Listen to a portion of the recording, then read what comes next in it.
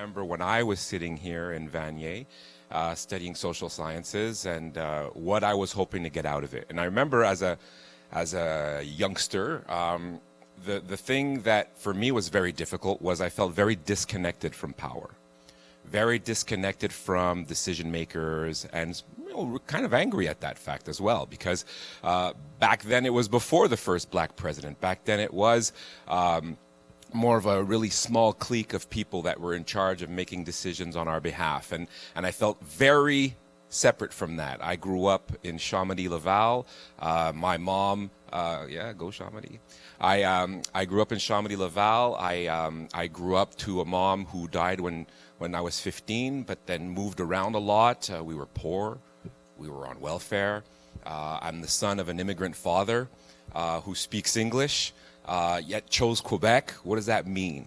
I'm sort of like this walking, talking example of what modern day Quebec is, right? My mom was French Canadian. My dad is an immigrant. I speak English. I went to school in English, yet at the same time, my mother tongue, the one that I use to remember my mother, is French. I'm half white. I'm half black.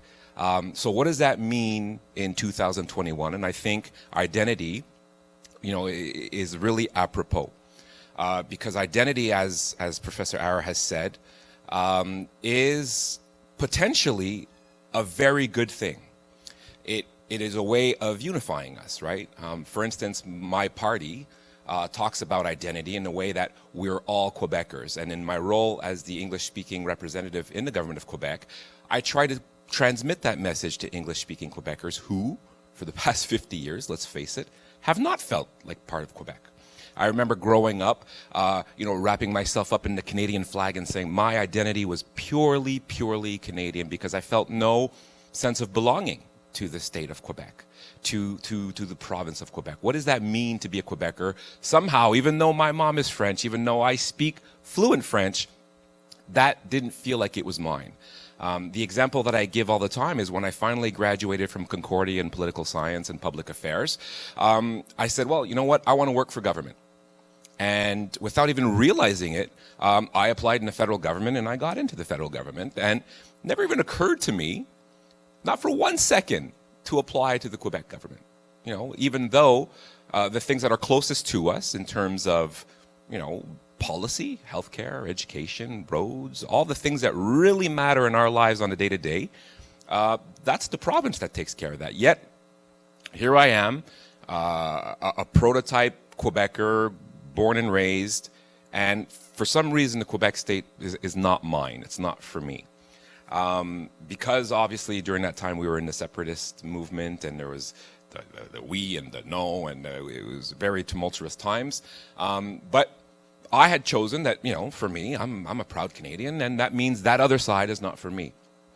And then, of course, you grow up a little bit, you learn, as I did in poli-sci at Concordia, some of our history. Notably, what did it for me was realizing for the first time that French, even in Quebec, is a fragile language. And I know that is very strong statement, but when you look at it, French has always been a minority language in North America, and that's why in 1977 we took steps to address that weakness with the passage of the Bill 101. But make no mistake, legislation is a broadsword, not a scalpel, right? So when you try to do something legislatively, passing a law saying this is how it's going to happen, this is going to happen, it's a very imperfect way of doing things. But it did, in the end, stop the decline of French in North America, or more precisely in Quebec. So now, of course, I say it's imperfect because imperfect things give us things like bonjour, hi, and it gives us things like pastagate, which are basically a ridiculized version of what we're trying to do, which is say, listen, our common language in Quebec is French, but that doesn't mean it's not awesome to speak a multitude of languages. And I think when we look at what unifies us as Quebecers, it is that common language. Doesn't mean we don't speak anything else. It doesn't mean that we're not proud of where our parents come from. And it doesn't mean that it's not good individually to speak as many languages, because in North America, if you don't speak English, you're not going anywhere. The reality is English is a very important language to master and learn, but we make the conscious choice in Quebec to have a common language of French. Now, what does that mean, common language, right? Because people from all over the political spectrum have different opinions about what that means. What it means, for me, is I spend a lot of time in South Florida. South Florida, and sometimes even if you look around Arizona, you'll see what I'm talking about as well. But in South Florida, the common language is English. But if you don't speak Spanish, you're going to have a tough time. You're not going to get good service in stores. You're not going to be able to get good service when you're walking around in various places, going to the restaurant or whatnot. So what common language is, well, if I bump into you, ooh, I'm sorry. That's common language. But that doesn't mean that speaking Spanish isn't a tremendous asset in South Florida. And I think that's the image that I try to convey to people when I talk about why I think, Bill 101 and now with Bill 96, what we're trying to do, it's to define what it means to have a common language. Oops, I'm sorry. Oh, do you have the time? You get out. These are things that you do where we agree that in the public sphere, when one person speaks Turkish and the other person comes from Greece, we agree that in the common sphere, we speak French. Now that removes nothing from anybody. But what it does do is it protects French in Quebec. And if you're looking for what the absence of French looks like, well, you just need to look at Louisiana. Louisiana is a place where the English majority basically assimilated the Francophone population. And you don't have to look that far either. Studies have shown that even today in contemporary Quebec, if an immigrant comes from Cambodia and they move to Toronto, they will join the language of the English majority 95% of the time. So that means the language transfer from your native Cambodian to English doesn't mean you don't love Cambodian at home, doesn't mean you don't have Cambodian friends, it doesn't mean you don't serve Cambodian food in your house. What it means is, in the public sphere, you will operate 95% of the time in English. If you go to New Brunswick, the only bilingual province in Canada, you have a francophone, let's say from, Cameroon. That person from the Cameroon will move to New Brunswick and will transfer to English 85% of the time.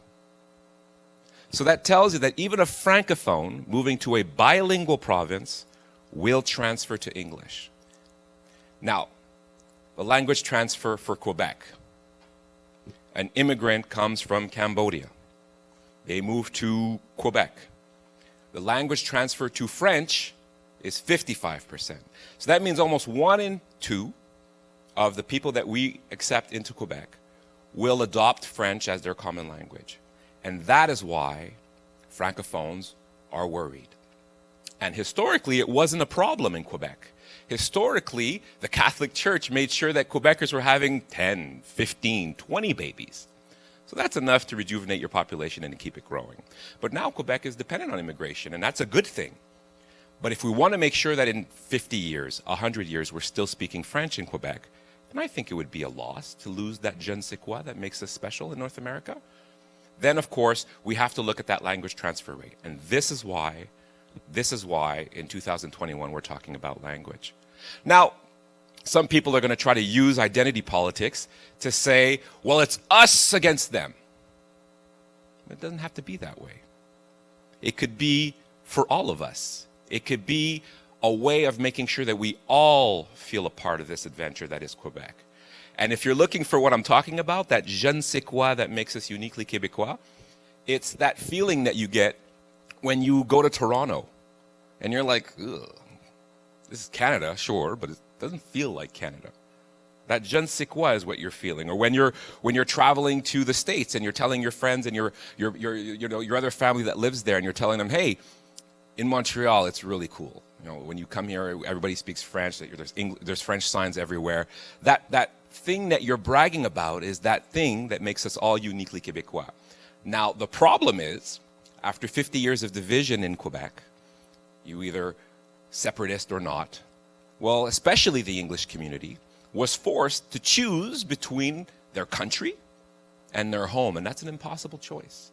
It's an unfair choice. And I grew up as a member of the generation where I had to make that choice, where if you want to stay in Canada, your only choice was one party, one way of thinking, one way of doing things. That is why I've never been a proponent of either of those sides, the either completely yes and the completely no. It's the reason why I'm a founding member of the CAQ, because I saw in that third voice a way of saying, well, we can be proud Canadians and proud Quebecers. And that is what my party tries to do, sometimes more successfully than other times. But the reality is, what we've done in the past 3 years for the English community far exceeds what was done before. Some numbers. The Liberal Party of Quebec in 2017, just before the elections, created what's known as the English Secretariat. The English Secretariat is an important thing because what it does for the first time ever is it's this Francophone minority saying, well, you know what, we recognize that we have an English minority within our minority, and we have an obligation to those people. So for the first time ever, we created a secretariat that's in charge of making sure that English-speaking Quebecers are heard within the government. And that's a big deal because when there are laws being passed, the secretariat has to comment on it. Hey, did you think about that? That's a possible blind spot. It's the reason why in the current Bill 96, in a lot of significant ways, the English community is not targeted. There's nothing in Bill 96 that removes rights from English-speaking Quebecers. It's the reason why CEGEPs are giving students for the first time ever a first kick at the can, right? How many of you here had to have over 85% averages just to be considered into social science? Whereas in my time, I got in at it was a 73, I never would have qualified to come to Vanier with the grades that I had at the time. And that means that English-speaking Quebecers were being basically left out of their own network. And geez, there's only 3 schools in the Montreal area. So if you're not getting killer grades because you're competing with Francophones, you don't even have a chance to go to college, even though you're potentially going to do something great with your life. That's something that Bill 96 actually does, and that's the fruit of having a secretariat have that discussion internally to say, well, no, the English community has particular issues there. So in 2017, when the secretariat was created, there was a budget of $1.9 million for the secretariat and all things English. Today, 5 years later, that budget is $10 million. Well, $10.5 million. So it's a 5-fold increase under this government to help English-speaking Quebecers do better. And what does that mean, do better? It means $7 million for employability. Because what the data tells us, and this is another thing that the Secretariat has done, is we've determined and we've analyzed that English-speaking Quebecers are really 2 different groups. There's the really successful English-speaking Quebecers who tend to work in federal jurisdictions, right? I'm thinking RBC, Air Canada, Rogers, Fido, these guys. Those people who go to university and work in federal jurisdictions tend to do very well. But then there are other English-speaking Quebecers who either didn't go to school or don't have a trade or live in the regions where they're unilingual English speakers. There we see a significant drop in revenue. I'm talking 35% under a Francophone in terms of revenue.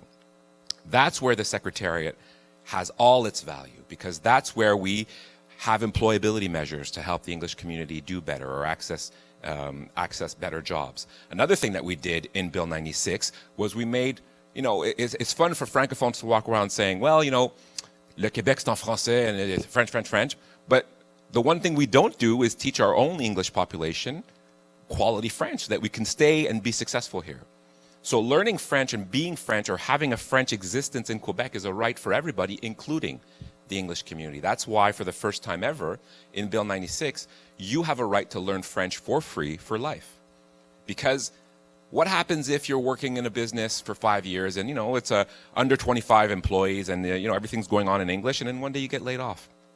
And all that French that you're learning now or that you've learned in high school, you start to lose it. What are you going to do when you're 40 years old, you have 2 kids, and you've lost a significant portion of your French? Well, getting back into the job market is going to be a challenge. That's what the data tells us. But if you have free access to French for life, you can bring up your French level and get back in the job market. That's just one of the things that we're trying to do to help English-speaking Quebecers. And I didn't pull that out of a hat. I did a consultation in 2019, just before the world ended with pandemic. And I went to different regions across Quebec. And the number one ask from the English community was, we need to improve our French because it is the single greatest variable that allows us to do well and stay in Quebec. Stay in Quebec. Because unfortunately, there's also a lot of people leaving Quebec for all kinds of reasons, but one of which is, my French is not strong enough and I'm just going to take off.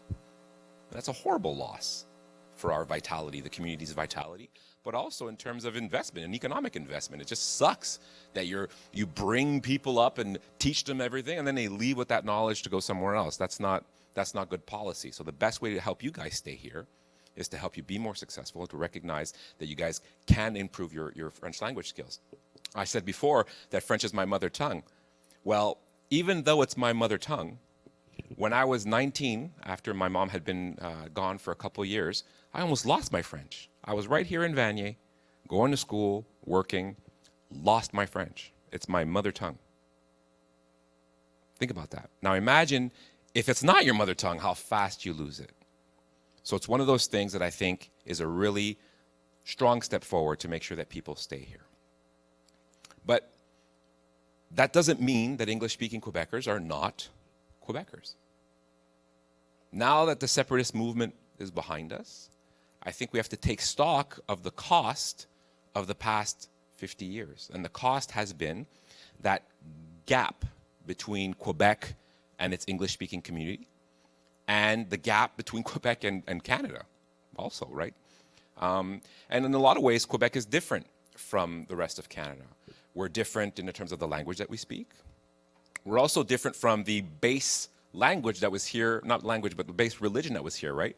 Catholics, in terms of their thinking, are very different from Protestants, right? If we think about the relationship to money, think about it, right? Italy, Ireland, Spain, these are all countries that have a very different relationship to money than Germany, Sweden, England, right? So it's just the notion of money and your place in heaven after you die is determined by how much money you have and what you did with it. So that from the very, very root of Quebec's existence, we've been very different in the terms that we view the world, right? Catholics think that if you suffer, the more you suffer, the better your chances of getting into heaven. Protestants think the harder you work and the higher you strive, that's how you interpret your relationship with God. That's drastically different, even today, in terms of the values, not so much believing in God or not, but in terms of your upbringing and the individual values that each community has. That has an impact. And you guys are social scientists, or at least social scientists en devenir. That is not a negligible fact. Move forward also the system of law, right? English Canadians tend to be very influenced by the American experience, which is highly individualistic. Whereas the British common law system tends to be, at the very least, more community-based. More so is the French Civil Code. The French Civil Code actually says that our primary responsibility is to one another, not the individual. So even the way that we view individual rights, we're not even speaking the same language. We're not even starting from the same point. So a Francophone could be saying, well, no, I am protecting individual rights. And an Anglophone's going to be like, no, you're not, oh my God, and ripping out their hair, which is kind of what we've seen the past couple of years. So it requires a dialogue. It requires us, like this today, to be speaking with one another and just saying the truth about, okay, we don't agree on everything, but can we agree that we all want the same thing? A more just and a better tomorrow. I'm also in charge of the, not in charge, but I'm also the parliamentary assistant to the minister responsible for the fight against racism. I myself have been a victim of racism. I myself have been a victim of driving while black. Couldn't be prouder of that file that I have, because for the first time ever, we have a minister responsible for the fight against racism. Now, having a minister, as I said before, right, it gets you in the conversation. It gets you at the minister's table, and it means that things that are looked at or bills that are passed have to go through the lens of how does this affect the different communities that compose Quebec. But it also, for the first time, puts political pressure on the file, right? I'm here now as the parliamentary assistant, and I'm basically exposing myself to critique. That is a good thing because it moves the needle on a lot of things. So we came up with an action plan, 25 concrete action plans to move the needle on racism. Will it solve everything? Absolutely not. But for the first time ever, we're taking stock of some real issues. For instance, a lot of people immigrate to Quebec and Canada, are promised a whole lot of things, right? Wow, you're an engineer, my God, we need engineers, come to Quebec. And we'll say, hey, you're an engineer, you speak French, and you're willing to move here, you'll score super high in the immigration scores, we'll take you, and then the day you get here, we won't recognize your diploma. We'll tell you, well, you know what, I know you're 30 and you have 3 kids, but you're gonna have to go back to university. That blows, because it's kind of like we're reneging on a promise. We have to fix that. We have to find a way to fix that. Housing. Well, there's 2 problems in housing.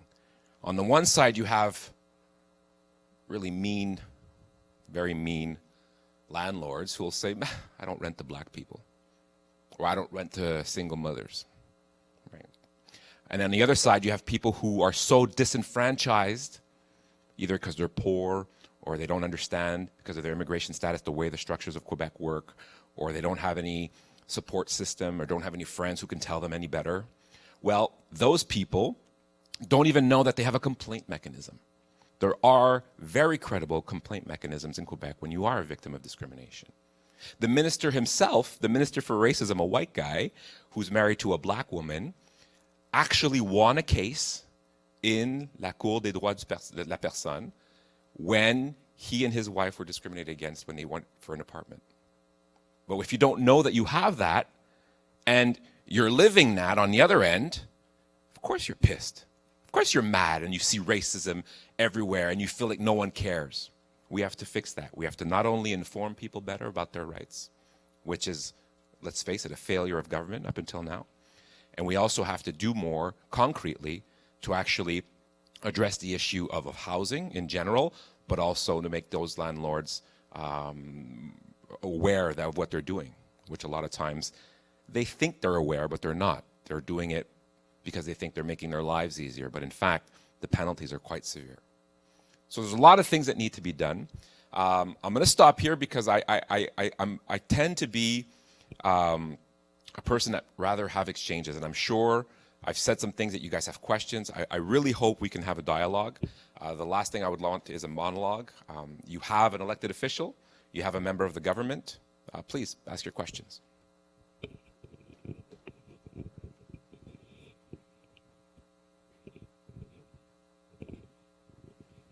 It always takes one. Once the first one gets going. Hello? Okay. All right. Thank you very much, Christopher. Guys, your turn. Christopher is absolutely right. You know, it's not often you get to have somebody who's an elected official in front of you ready to take questions. To take the heat. Yeah, to take the heat. I was about to say, you know, if the questions you have you think might be disagreeable, it's not a reason not to ask them, right? Because that's what democracy is about. That's what dialogue is about. That's what talking things through is about. So please, all right? It's your time now, you know, to ask Christopher questions, all right? Hi. I have a question about Bill 96. One of the terms on Bill 96 is that 6 months after immigrants come here, they will be only communicated in French. You just said that a lot of immigrants don't know the services that are available to them.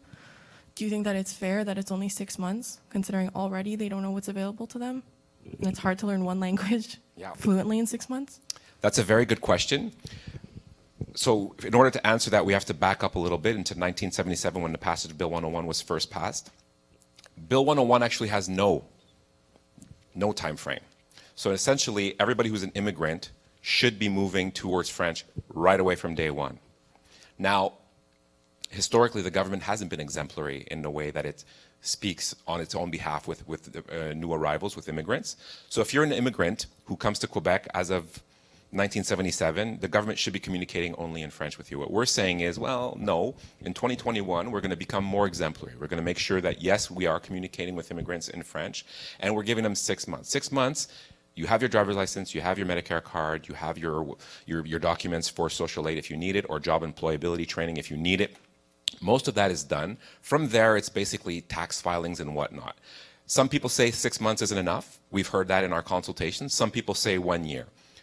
To be honest, that's not a hill that I would die on. I'm not sure exactly what the magic number is, but there needs to be a number. And intelligent people can disagree about whether or not 6 months is enough. I don't claim to have read the studies that say it takes 9.6 months to learn. I don't know. We've put it at 6. We're open to changing that if someone tells us that it's a good reason to do it.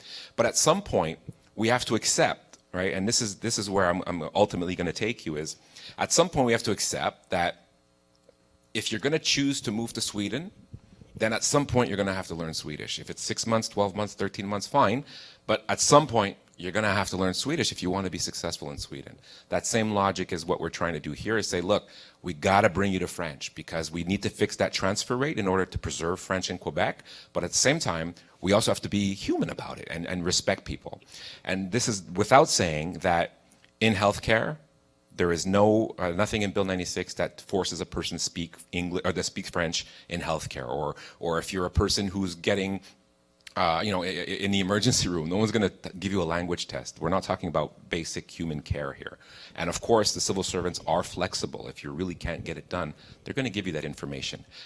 And in conclusion, they're also going to make sure that the information is on English TV as well as French TV. So there's going to be a vast communication campaign to make sure that all the initiatives in the anti-racism proponent are going to be done well advertised and sustained also, not just one little campaign that has a blip in time. It's going to be a continuous campaign.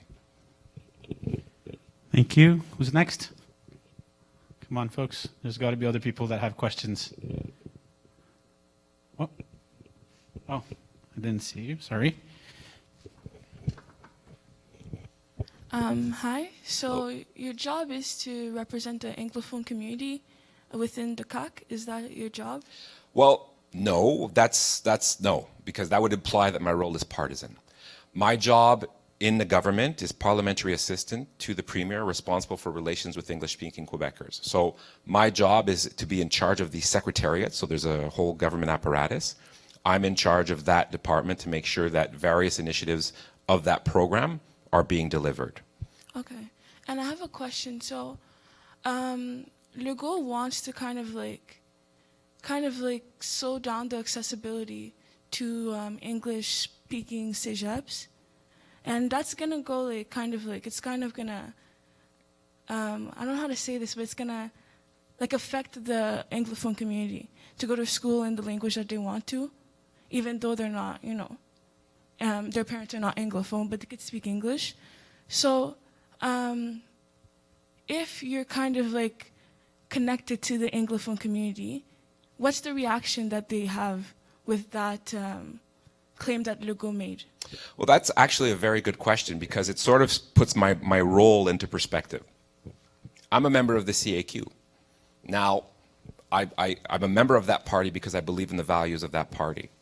As a member of the CAQ, with the mandate to represent the English-speaking community, I will do so in that lens. If somebody from Quebec Solidaire was in charge of the English-speaking community, I'm sure they'd have different priorities. So always look at my role through that lens. But what I have done for the English community specifically is we've increased the budget for the secretariat, as I said, fivefold. We've added 20% more resources to the secretariat, and we've deployed significant measures to help English-speaking Quebecers in general, which I'd be happy to talk about later. To answer your question more precisely, that's one of the things that's really frustrating about my role, because there's a lot of things that we're doing that I believe because of the suspicion of the other, right? That 50 years that I was talking about of not really having a dialogue with one another, the English community and the French majority, has created a lot of suspicion. So two things. The debate right now is whether or not Bill 101 should be extended to CEGEPs. You have one party that says it should, and you have generously 3 that say that shouldn't, okay? Now, if we were to extend Bill 101 to CEGEPs, that would certainly mean the demise of the English CEGEP system, because you have 40% of CEGEPs in the Montreal area that are occupied by les ayants droit, English-speaking Quebecers who have a right to English education.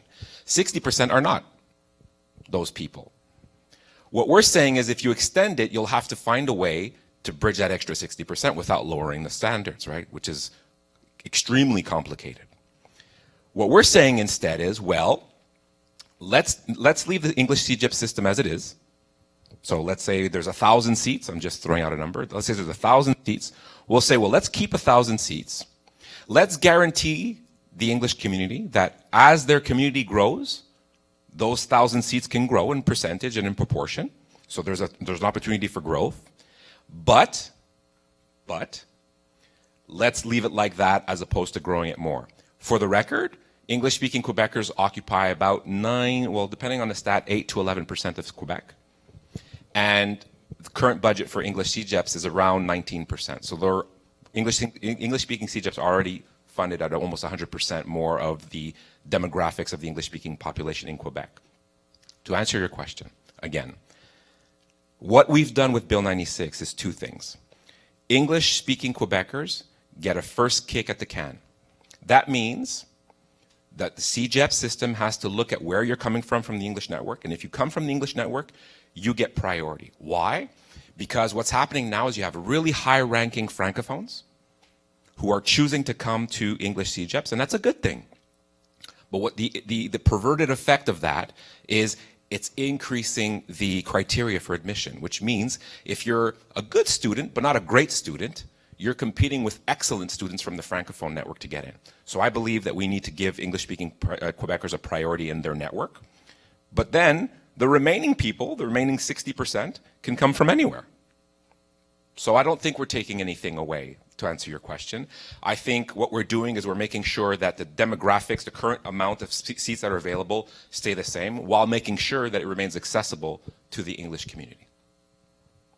But that's a good question. There's a lot of technicalities in that, in CEGEP systems and seats and whatnot. So that's one of the things that I wish I can do in an interview that lasts 6 minutes, is that you can't have sustained conversations with people on such a complex issue. So that's a very good question. Okay, anybody else? Any other questions? Yep.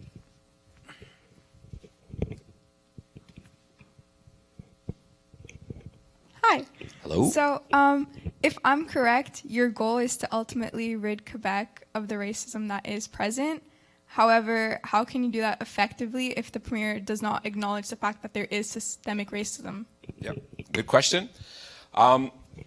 So as the Premier has said, well, let me start at the beginning. Racism definitely, absolutely does exist in Quebec. It's happening right now somewhere. So no one disputes that. The term systemic racism is more complicated. Systemic racism would have us believe that the entire system, that be it the Canadian system, the Quebec system, down to its very institutions, every institution, policing, teaching, policy, laws, are somehow infected by complete racism. That's where I get off the train. Because some people think that. Some people think that, yes, what I just described, yes, that's systemic, and yes, that's what's happening. But a lot of people don't believe that.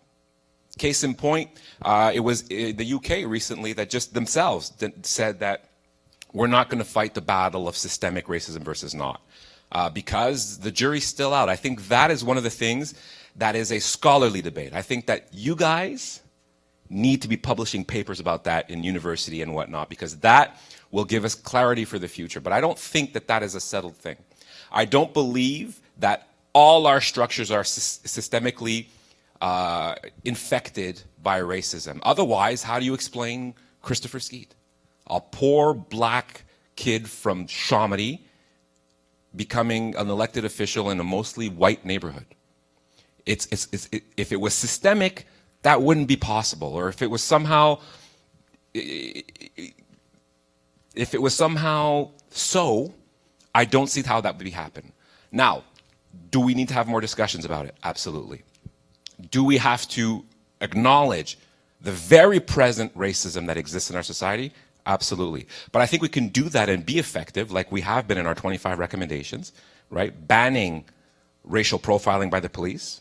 So we can disagree on systemic racism, but still agree that that should not happen. That makes people feel less than.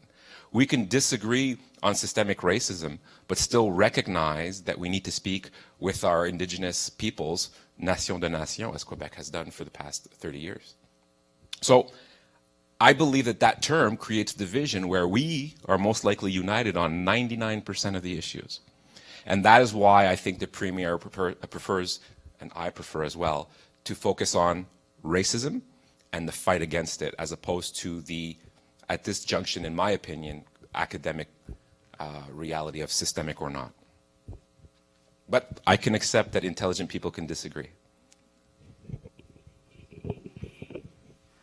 Hi, I have two things to say. First, relating to her question, you said you don't really see the systemic racism because you said, for example, you're half black and you're in like a high position, so you don't really see the systemic racism. But the thing is, you are white passing, so there is like a sort of kind of advantage since you are white passing, because if you didn't say that you were half black, a lot of people would have thought you were just white.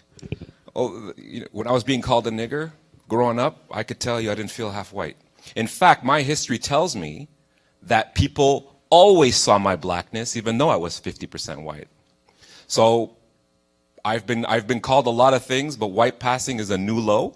But on that I'll say that we can have a discussion about racism in Quebec, and we must have a discussion on racism. But I'm not sure that the solution lies in ultra fine definition of the other. Well, I'm black and I have my own realities here, my own issues, and I look at everything through the prism of that. No, I look at it through the prism of, and what the theme of this conference is, or what this festival is, that I look at it as identity. Our identity needs to be a Quebec identity. Now, if you don't feel that you're part of the Quebec identity because you're an immigrant, because you're black, because you don't speak fluent French, that's a problem that needs to be addressed, because you are a member of the Quebec identity. Now, the problem is you don't always feel like it, and that's why the secretariat exists. That's why the ministry was created to fight racism. Also, my other question is, do you think that, for example, I believe le ministre comme la lutte contre le racisme, c'est Benoît Charette, and since he's a Québécois, he's a white male, do you think he's like maybe the right fit to help fight racism, since technically he probably has maybe not experienced it himself since he's a white male? Yeah, that's an excellent question. Two things to say about that. First of all, I would hate to live in a world where I can only be minister of racism, because hey, let's use the token black guy. Think about that. The extension of that thinking means that I can do nothing else but talk about my blackness all day. One of the things that I wish I could be is Minister of Women's Affairs. I think we're due to have a guy there, if only to change things up. But of course, can we? Should we? Would we have questions like that? Can politicians make those decisions? Is it because you're not an Indigenous person you can't be Minister of Indigenous Affairs? Do we really think about what that looks like if we use that thinking all the way through, right? It means Gaëtan Barrette, because he's overweight, can't be health minister, right? Come on. I think we need to do better there. Second of all, let me tell you about Benoît Charette. Benoît Charette is married to a black woman, has been a victim of discrimination, as I said, in housing, speaks fluent Creole, lived in Haiti for 10 years, and has a black daughter who works in my office, who was profiled on her way to work at my office. I think Benoît Charette is a good choice, and I think judging him for a job based on the color of his skin is exactly the racism we're trying to stop.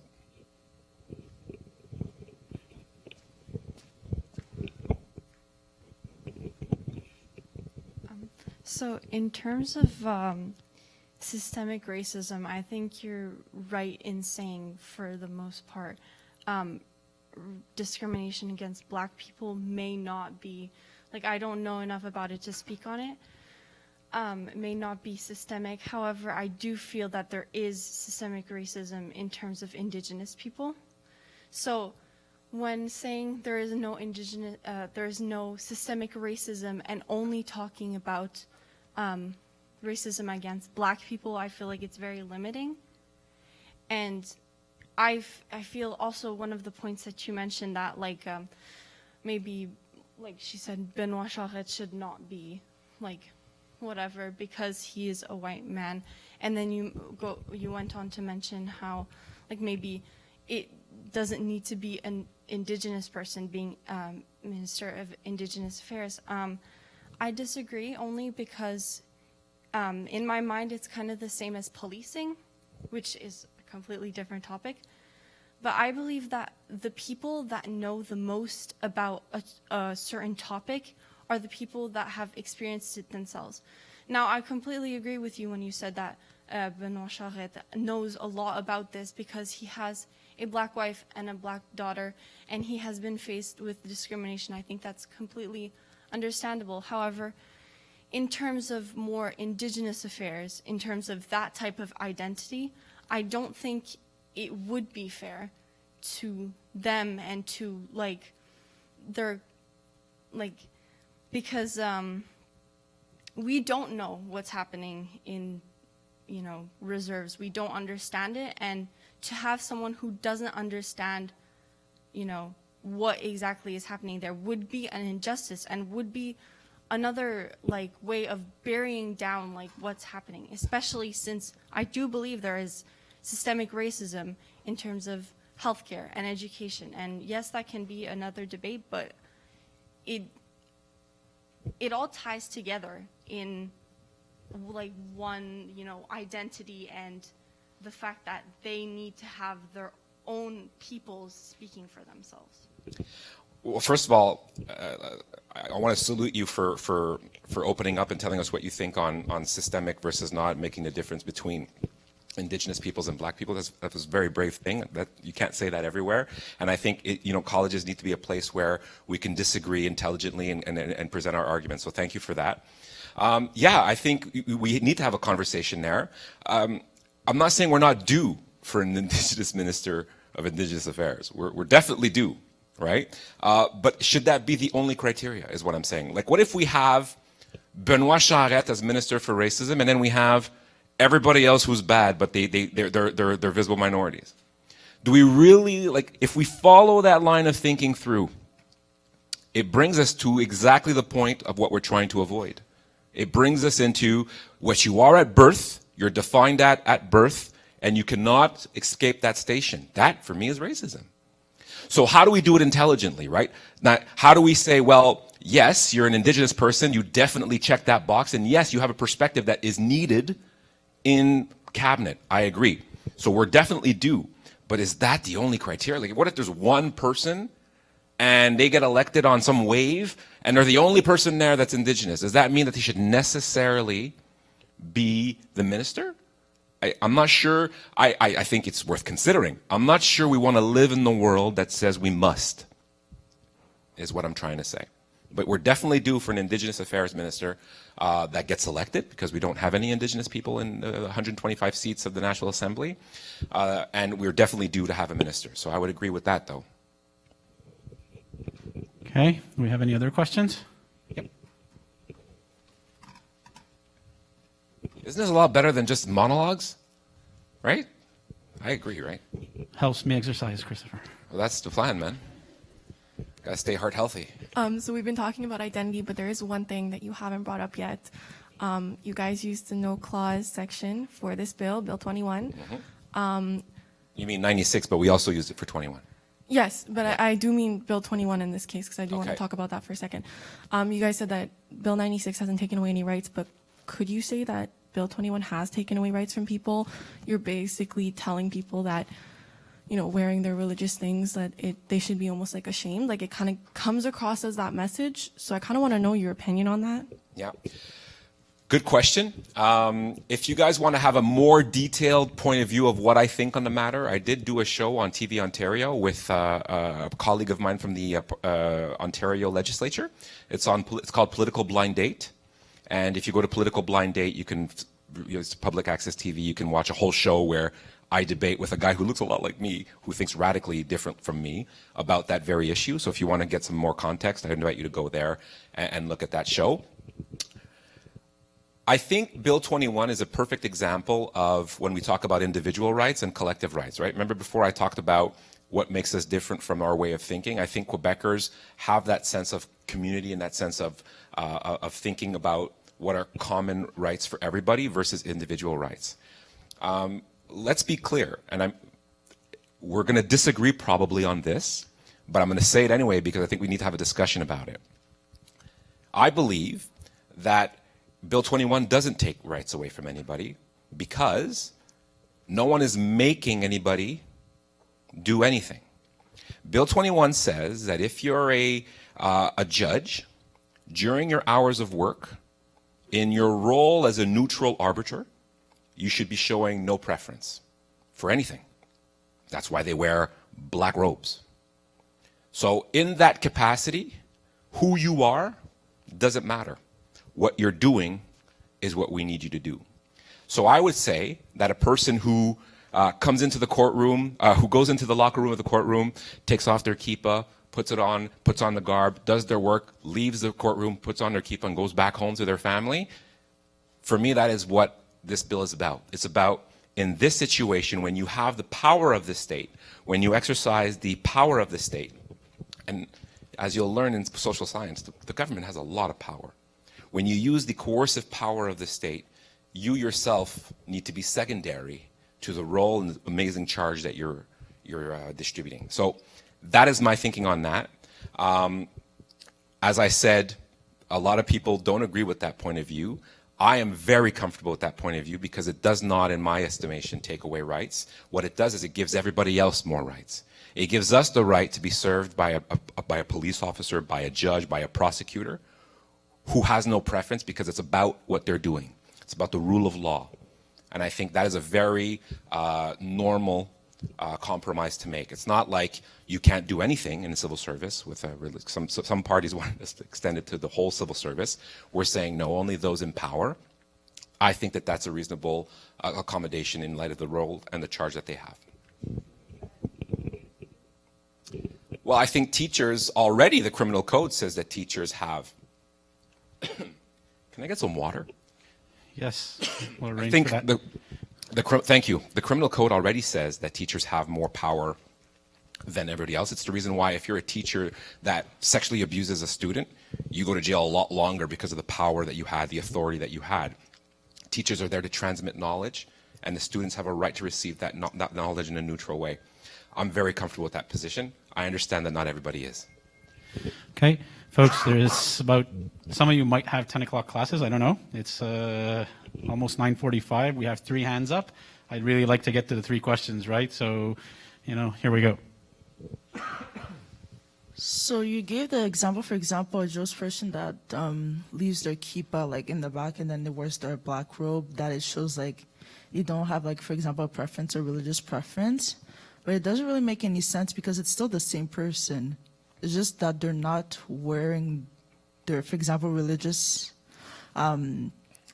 objects, so they can still have a preference because it's in their head, it's in their mind. So the fact that they're wearing it or not doesn't make a difference. And I don't see how, if let's say a police officer, a police officer comes to me, or I see a judge that wears a kippah, for example, a hijab or like a turban, I should feel some type of way in my head saying, oh, they're going to, let's say, not be on my side just because we're not, for example, from the same religion. It doesn't make any sense that someone's religion would make you feel a certain way.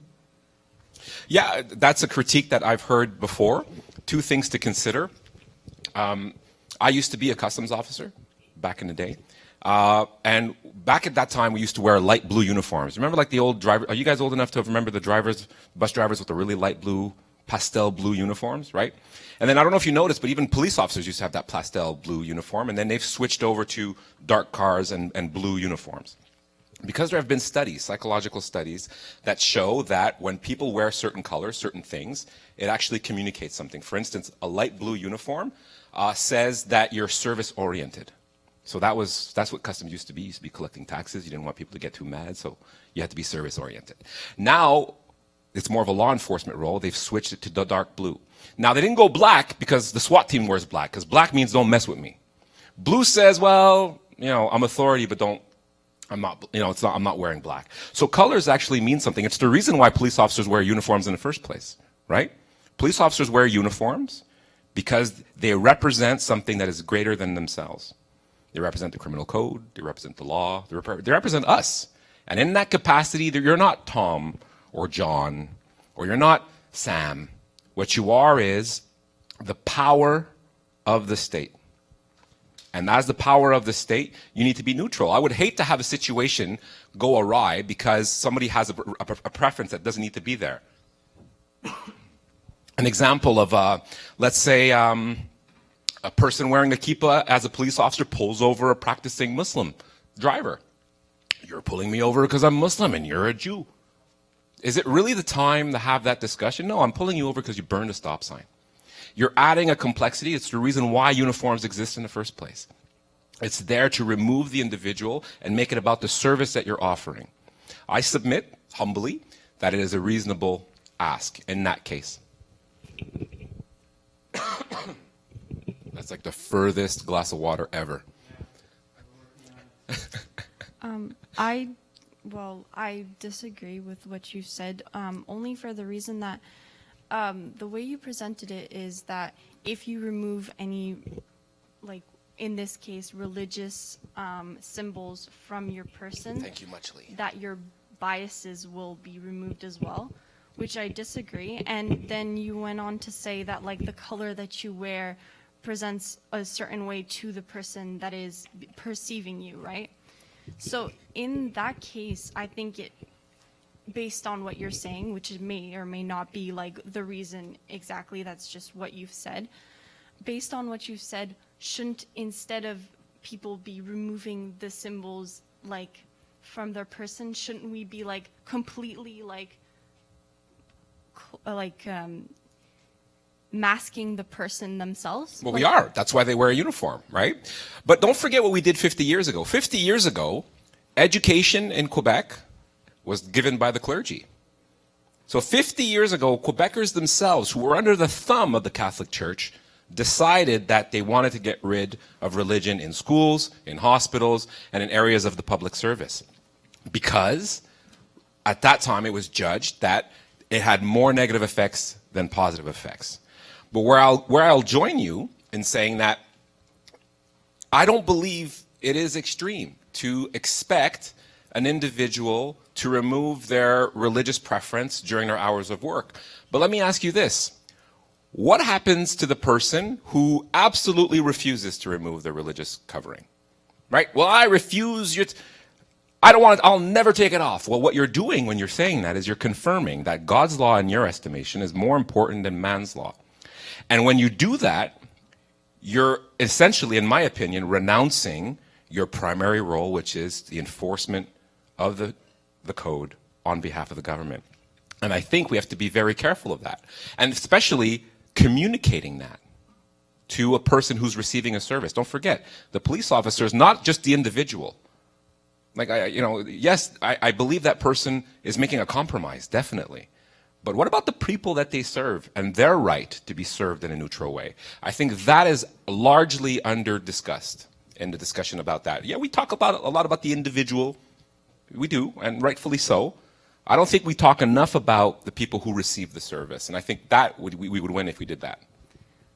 I think the way that you're saying it is just, it's unfair to the person, well, for two reasons. Because, well, one, in that case, anything can be perceived as a symbol of whatever. You take off the turban, the hair is still long. Are you going to But start saying let me we stop you should right cut there. the hair? The uniform, when you're a police officer, when you're a judge, they tell you how to cut your hair. They tell you how long your beard has to be. They tell you how to dress your uniform. They tell you how to shine your shoes. Then they give you a number and a badge. It is exactly for that reason. Now, I believe it's a reasonable compromise. I know that not everybody does. But I do believe that I have a right to receive neutral service from a person who has a gun and handcuffs that's supposed to represent my government. That's personally, I can live with that, but I get that not everybody can. I'm just going to say two more things and then I'll give it back. I'm so sorry. Well, I agree with that. I think law enforcement is one thing. I think it's completely different for teaching. I don't see why it should be enforced for teaching. I understand that it's a government job. However, I do feel that my personal favorite teachers, the teachers that have made me feel most comfortable with them and that have taught me the best, are the ones that put their heart and their soul into their teaching.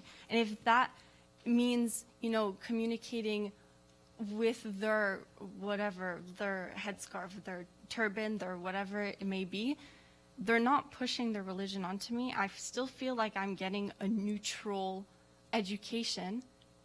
And also, you mentioned at the beginning that the reason that Quebec is trying to impose, learning the French language more is so that people will stay.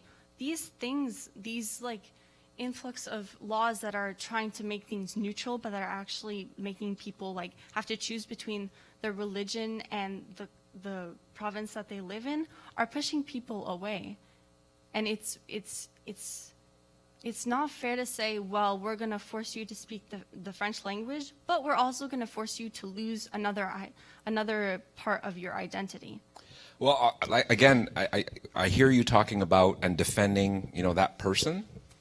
I look at it from the other way. I look at it from the poor girl who has an elementary school teacher, and her parents are forcing her to wear a hijab, and she doesn't want to wear it in the schoolyard. And if she wants to go talk to her teacher, who's supposed to be her confidant, one of the many confidants she has at that young age, and the teacher themselves is wearing a religious symbol, it could be any symbol that says that she believes in religion, I believe that child has one less ally in that fight, and it should be neutral. I also think about the person who has to convey, what happens if a kid comes to them and says, hey, I'm 14 years old and I'm pregnant? I think if we bring religion into the discussion, we're not talking about health matters. We're talking about, well, maybe she's going to say we shouldn't get an abortion. Maybe the kid should get an abortion. Is that person the right person to orient that person to make the right decision for themselves? In my estimation, religion in that regard has not always been an ally to women in general. But in this case, I think the person receiving the service has a little bit more of a claim to the rights of being served neutrally than the person individually. But I get it. I get that not everybody agrees with that. Hi, sorry. I just wanted to know regarding English language and the CEGEPs. So we know that the top 3 CEGEPs ranked are mostly Anglophone, like Dawson, Abbott, and then another French one. And even in university, McGill and Concordia are exceptional, and then you have UDM.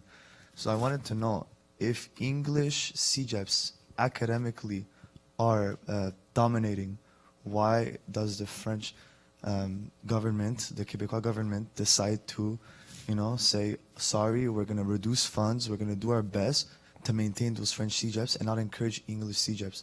Now I understand that language is a big matter in this, but to what extent is the government going to go to deny all the English CEGEPs? Well, so just to give you perspective, there isn't one party in the National Assembly that would propose what you're saying, which is basically, essentially, creating a bilingual network of CEGEPs, right? Because bilingualization in terms of French and English means English.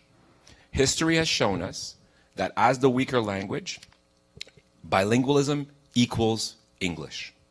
And we see it in New Brunswick with the data that I gave you before. So really it comes down to how much of a compromise we're willing to make to protect the French language. Now, some libertarians will say to me, Mr. Skeete, if francophones care about their language, it'll survive, and so be it. And yeah, that's a reasonable point of view for someone who's a libertarian to have. I believe that it's worth protecting. Now, the second you say that, it means coming up with a way of protecting the French language via legislation, which, as I said before, is a broadsword, not a scalpel. It's not going to be perfect, but I believe that this is the price we have to pay. Another issue is, why are English CEGEPs the better CEGEPs? It's because a lot of the high elite, high performing students from the French network come to the English sector. Now, they do that for many reasons. They do it because, as I said before, bilingualism is an asset individually, and if you live in North America, you need to speak English. I think it's more of a failure of the primary and high school system's ability to teach them adequate English that makes them come to English CEGEPs. But the net effect of that is it's kicking English-speaking Quebecers out of their own network. That's what I sought to fix with 96. Hello. Hello. So I have I find two contradictions in what you're saying. So first off, you said that we're supposed to kind of, in terms of neutrality, we're supposed to kind of care for the general public, or like, rather than like the individual, correct? Well, not solely. Right, because we're on the line, right? We're on the line of individual and collective freedoms. I get that. But at some point, you have to make a decision about what's more important, the individual in this case, or the society in general's rights as well. That's what I was trying to say. Correct. So in that case, in what aspects of preserving the French language outweigh, for example, the comfort of immigrant people, hypothetically?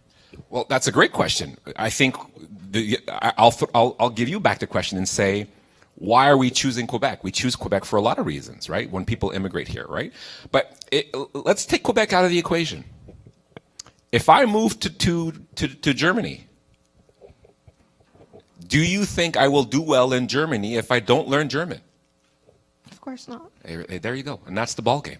So that is why it's important from the outset to help our immigrants get to French. Now, I don't know how else to say it. It sounds like people tend to put a very coercive spin on it, and I guess a 6-month delay, it seems a bit, a little bit hard-assed, maybe, which is why we're open to it. But if it's not 6 months, then what is it? Is it 8? Is it 10? Is it 12? Why 12 and not 3?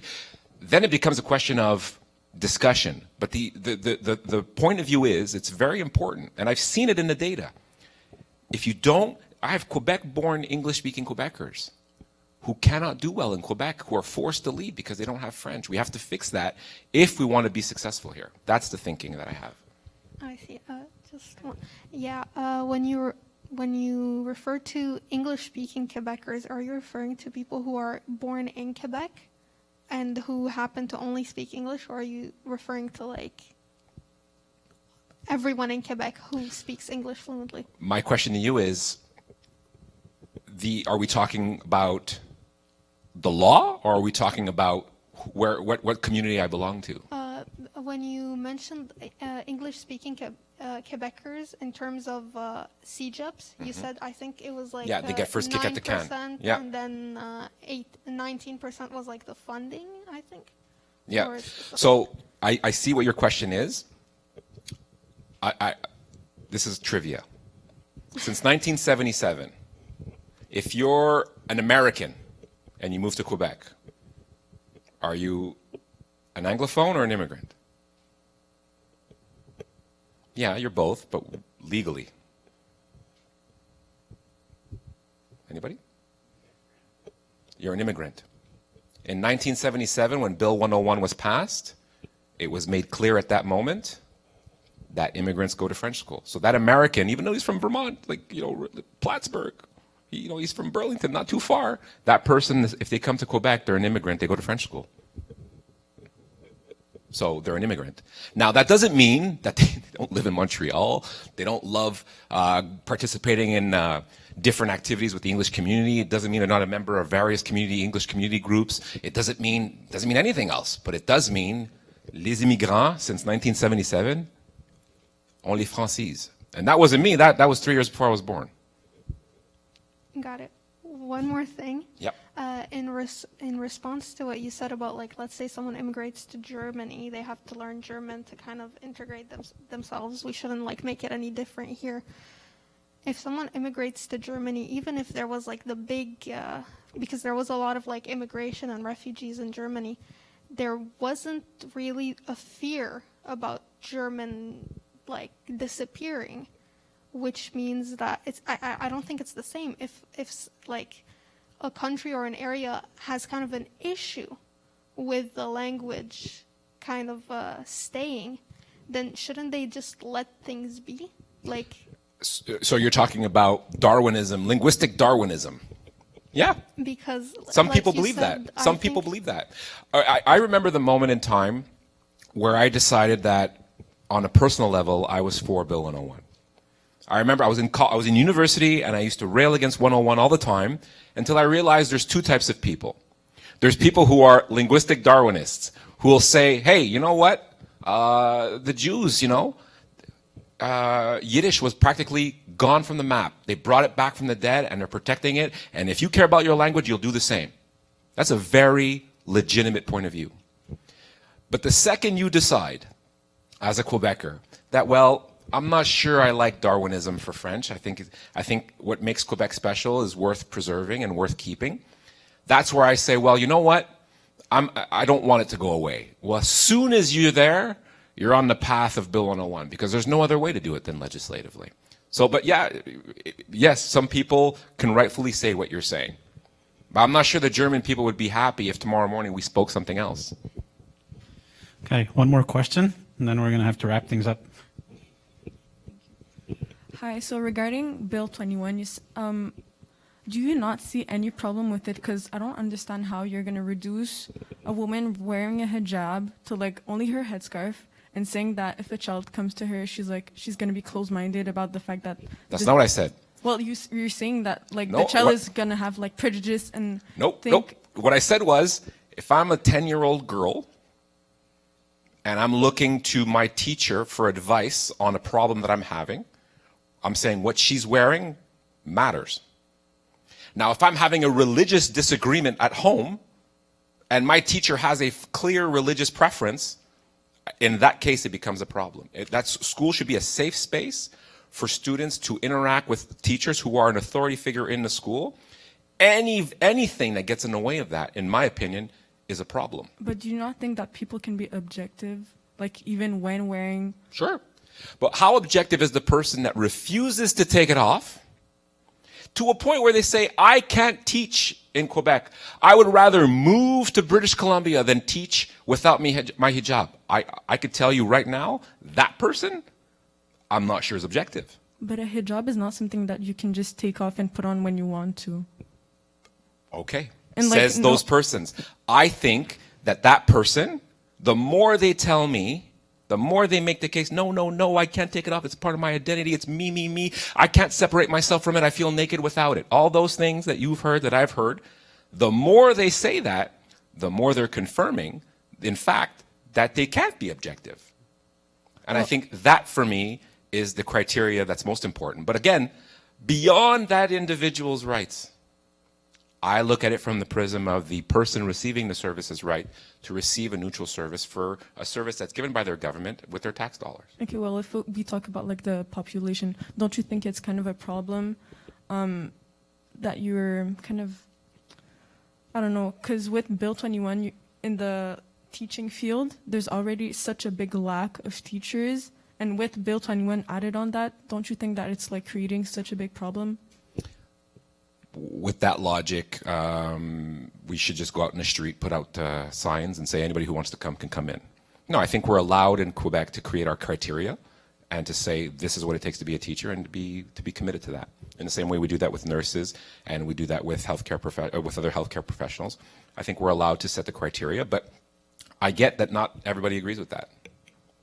All right, thank you very much. You know what? I'm going to abuse of my privilege as the host. Yeah. You know, the one thing that I pick up often, Christopher, from the CAQ and its representatives is they treat Quebec culture as a monolith. All those things that you're saying, they take it for granted and they assume de facto that it is everybody's belief system. And if it isn't everybody's belief system, at least it's the majority's belief system. And if you fall in the minority and your value system is not aligned with those in the majority, well, tough luck. This is just the reality. And so, you know, this is where, when you talked about, you know, not feeling like you're a Quebecer, right? That's a two-way street. There's a part of it that's from you, and there's a part of it that's from the authorities, right? And somewhere, somehow, you know, you have to find a way to reconcile. It can't be necessarily that you have to meet right in the middle, you know? It's like marriage, you know? Nobody gives the same amount, you know? It's always one spouse that seems to give a little bit more in a relationship, right? Well, what I find is, you know, you're talking past, or certain people have the impression, and with the cultural sensitivity, with everything that's happened historically in this province, right? You know, it's easy tend to get polemical and get into the divisiveness and the polarization, right? So, you know, that's where my issues lie, right? Quebec is not a monolith culturally. Well, no one's saying it's easy to get it into a tyranny of the majority at a certain point in time, right? And Well, who's you the know, majority? by playing Who's the devil's majority? advocate, yeah. Well, Who's the majority? well, that's the majority that the CAQ often refers to. Is I'm unclear about who that is, to be honest with you. Well, the majority, the reality is francophones are the minority in Canada and in North America. But the English-speaking Quebecers see it from the other way. They see themselves as minorities in Quebec, right?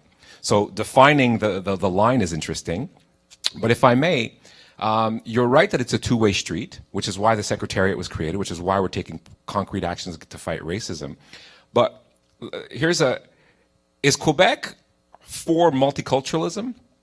Yes or no? And if not, what does Quebec espouse? Well, should it? Because it was Tony Blair who said in, what was it, 2016, that multiculturalism in the UK is a failure. That's a Labour Prime Minister. I'm sorry? So what I'm saying is multiculturalism is not what Quebec has been practicing for the past, I think, 30 years, and that includes liberal governments. We practice interculturalism. What's the difference between interculturalism and multiculturalism? Basically the same thing, except it takes for granted that there's a recognition of what happened before.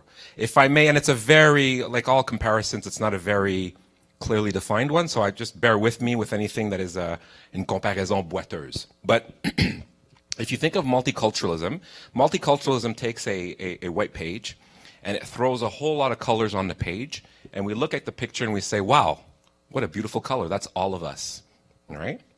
What interculturalism says is Quebec is a book, and you as an immigrant or a person who's arriving in Canada or in Quebec arrive at its chapter 3. Interculturalism says, try to understand the first 3 chapters and help us write the rest of the book. It's almost the same thing, but with more of a focus on where we come from and where we've been.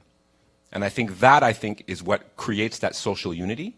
It is the reason, it is what binds us together. And I think that's a better formula than multiculturalism in a lot of ways. But that's me. I see. So, you know, I'm playing devil's advocate. No, please here, do, man. You know? We're having fun. Because here's where, you know, when you bring in Bill 21, you follow it up with Bill 96. Now we don't know what the content of this new course is going to be at the high school level in terms of ECR yet. Remains to be seen, so we can't judge. It's premature, right? Then, you know, you get certain statements from high-ranking officials in the administration about, you know, racism, systemic racism, indigenous communities, right? And, you know, the perception, albeit it may be a perception, right? I'm not sure, right? The perception still remains in people's eyes that, you know what, it's one thing after another. And at the end of the day, when, you know, it's repeated to people that, you know, this is what the majority desires, this is what the majority agrees with, well, the person that's in the minority or the disagreeing faction, right, doesn't feel part of that community, right? I'm not speaking necessarily for myself. I'm not saying I agree or disagree with a lot of it. I'm just playing devil's advocate here. Well, right? let me play devil's advocate. In that show that I was telling you guys about before, his name is Michael Cotto. I love that guy. He's a friend of mine now, but we don't agree at all on this particular point of view. And we debated it on the show. And he was all proud. He was the author of the motion that was adopted at the Ontario Legislative Assembly, where they condemned Quebec for Bill 21. And it got unanimous support at the Parliament in Ontario. And they were super proud of themselves. And he said to me, you see, even on Ontario, where we were able to rise above and come together in different parties to condemn what essentially is excluding people from Quebec society. And I said, yeah. I said, but